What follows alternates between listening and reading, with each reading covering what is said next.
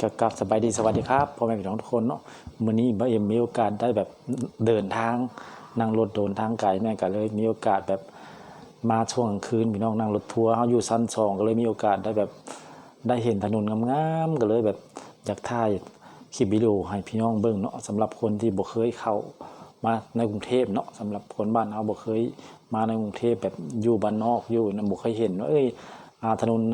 บ้านเมืองเพิ่นเป็นจังไดถนนกรุงเทพมหานครเป็นจังไดเนาะก็เลยมีโอกาสได้ถ่ายทำให้พี่น้องเบิ่งเนาะเฮาเห็นช่องหลายๆช่องที่เพิ่นถ่ายลงไปก็คือแบบเฮาก็เห็นก็ถือว่างามแต่บ่เอ็มก็บ่เคยสังเกตนะที่ว่าที่ผ่านๆมาก็คือ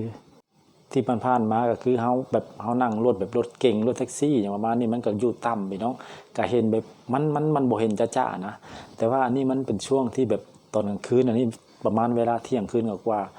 ก็เลยแล้วมันก็ถนนมันก็โล่งรถมันก็โล่งแล้วก็เฮาก็อยู่จุดสูงเบมอยู่ชั้น2รถทัวร์ชั้น2ก็เลยมีโอกาสได้ลองส่องลงไปเบิ่งเปิดผ้าลองส่องมาเฮ้ยถนนมันแบบสวยแบบโอ้โหอลังการขนาดนี้เลยเหรอก็เลยมีโอกาสลองถ่ายมาเบิ่งถ่ายมาให้พี่น้องเบิ่งเนาะพอได้เป็นขวัญตา เบิ่งในบ้านเมืองเพิ่นว่าแบบหรูหราขนาดไหนนะพี่น้องแบบนี้ครับรถมันก็ซิวตัวรถมันก็บ่ซ่อมบ่อยแล้วเนาะอันนี้ลูกมุงลูกมากบ้านนะโอ้แบบเละเทะเบิดลูกมุงลูกมากรถ อลังการแฮงพี่น้องถนนนี่สิมันฝั่งละประมาณ10เลนก็คือถนนฝั่งนั้นเห็นบ่มันจะเป็น2เส้นได้เส้นข้างนอกกับเส้นข้างในน่าสิอยู่ประมาณเส้นละ5หรือ6เลนละถ้าเป็น6เลนถ้าเป็น6เลนก็สิประมาณ12เลนเนาะเพราะมันเป็น2เส้นฝั่งละ10 12เลนเนาะน้อยใหญ่ขนาดใดเนาะงบประมาณถือว่ามหาศาลพี่น้อง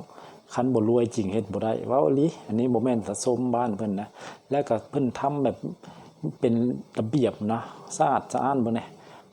คือมีต้นไม้อยู่โซนกลางมีต้นไม้แบบปลูกต้นไม้ไปนำอีหยังเหมือนกับประดับถนนนะมันก็หลายๆอย่างเนาะถือว่าแบบนอกจากสิแบบสภาพถนนที่มันดีแล้วยังแบบประดับประดาด้วยแบบว่าเหมือนกับตกแต่งอ่ะมันดูสวยงามไปนำพี่น้องว่าไงเห็นแล้วก็ไปตาสะอ่อนเพิ่นเนาะถือว่าเฮาก็โชคดียังได้มาแบบอย่างน้อยก็ยังได้มาใช้ถนนดีๆนำเพิ่นนะก็ถือว่าโชคดีก็สำหรับคนอยู่บ้านที่แบบบ่เคยเห็นก็เลยเบิ่งเลยอันนี้คือกรุงเทพมหานครพี่น้อง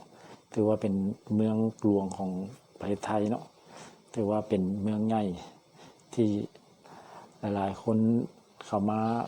ใช้ชีวิตทำมาหากินอยู่ในประเทศไทยเนาะอยากเห็นว่าถนนหนทางบ้านเพิ่นเป็นอย่างไรสิได้แบบว่าอ๋อขนาดนี้เลยเหรอบางคนอาจจะอยู่บ้านยังบ่เคยเห็นเนาะว่าเพิ่นเจริญจั่งใดถนนหนทางเป็นแบบใดเนาะก็เลยอยากถ่ายมาให้พี่น้องเบิ่งอันนี้ก็ได้นี่ขนาดใดพี่น้องบ่แน่โอ้หรูหราแฮงโคตรสุดยอดเลยเบิ่งนะเทียบกันบ่แม่นแต่ว่าแบบด้อยค่าบ้านตัวเองพี่น้องขนาดบ้านเฮาก็ถนนเส้นเดียวเส้นหลักแท้ๆก็ยังโอ้โหทั้งหลุมทั้งบ่อเนาะกลับบ้านจนว่าเอ็มบ่อยากขับรถบ่แม่นว่าแบบมันหลุมมันบ่อทางรู้สึกว่ามันแคบแล้วบ่อยากขับรถอันนี้บ้านเพิ่นแหน่12เลนข้างหนึงขนาดใดเนาะมึงแหน่ใหญ่โตมโหฬารพี่น้องเอ้ยประเทศเพิ่นรวย